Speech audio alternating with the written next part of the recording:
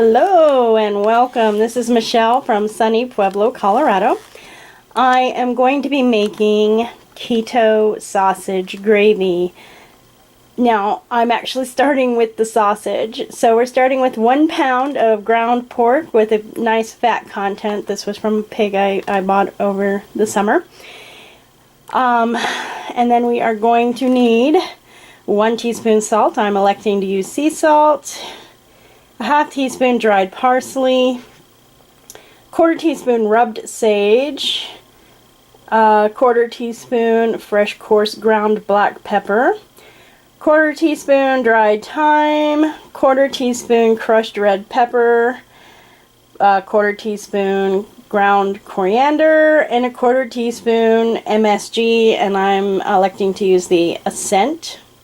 Now I already have the mix already pre-mixed, because I tried this just by doing 1 batch, and I tried another supposedly breakfast sausage spice recipe.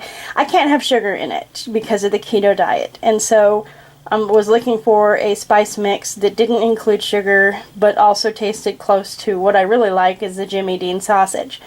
I found this recipe on the internet. I'll link to it below.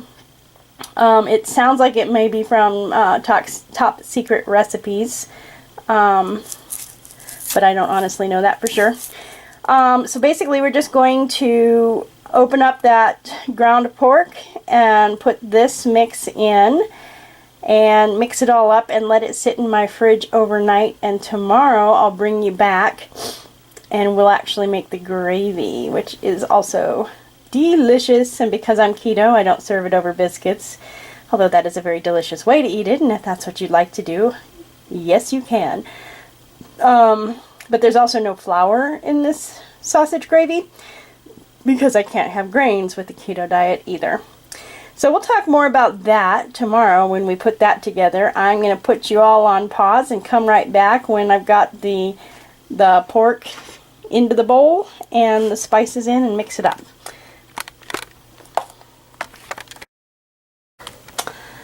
Okay, here we are. That's 1 pound of delicious fatty ground pork, and I'm just putting in the entire mixture. I actually made up 10 of these after doing my test batch because I loved it. It really is very much like Jimmy Dean. So now that I've got all that in there, I'm just going to take my hands and mix it all in so that the spices are thoroughly combined with the pork. And it doesn't seem like it's a lot of spices to the pound of pork once you mix it in, but believe me, the flavor is there. Some people may not want to use the Accent, the MSG product, because it can cause migraines for some people, and if you're one of those people, leave it out. Maybe add a little more salt to make up some of that flavor difference that you're losing out on. But there are multiple ways that you can make this work. Oops. One-handed mixing, especially with not your dominant hand, is always fun. So I'm going to cover it up and stick it in the fridge overnight, and we will come back tomorrow and fry it up and make sausage gravy. Yummy. Hello and welcome back. I am now going to make the gravy portion of my sausage gravy. I'm using and modifying a recipe from Ruled Me. I do a lot of modification.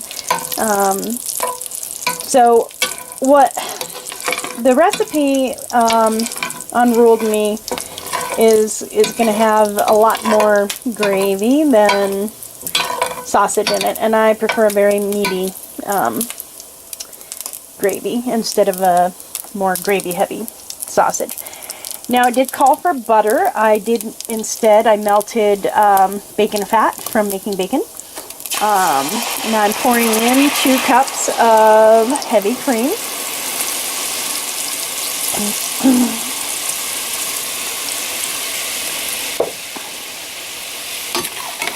Just get it all happy and boiling. So I doubled everything except for the meat product. So their meat product calls for 4 ounces of sausage to 2 tablespoons of butter and 1 cup of cream.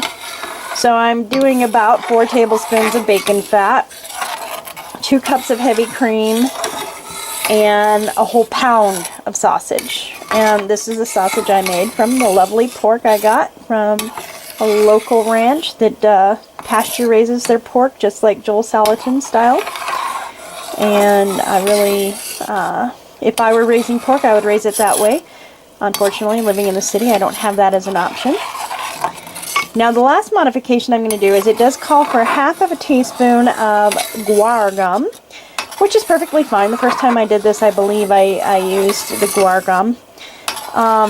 But what I found is that Gloucomannan powder heats up or reheats better as a thickening agent than guar gum does. So I'm going to use Gloucomannan powder to thicken. Let's see if I can get this. There we go. So as you can see, it's already getting nice and bubbly. I have this set of spoons that are pretty small. So they come in a tad and a dash and things like that. I'm going to use the tad version of the spoon. I'm going to try and do this without making you totally sick. It is a bit difficult to do with this lid though. So I'm going to pause and come right back.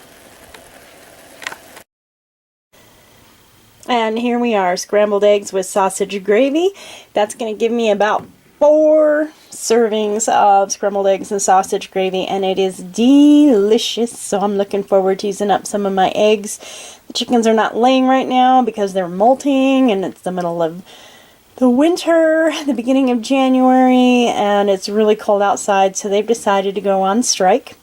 Fortunately, I've saved about 8 dozen eggs while they were still laying pretty well, and so I'll still have enough to get me through the winter, I believe, before they start laying again. And I'm also going to get new chickens this year. Yay! Anyways, have a great day. Be sure and like, subscribe, and comment if you found any of this valuable. Love to hear more about what you want to see. I'm going to be trying a lot of different new keto things. Like one of the next things I'm going to do is keto clam chowder from Carrie Brown's cookbook. So have a fantastic day. I will see you next time.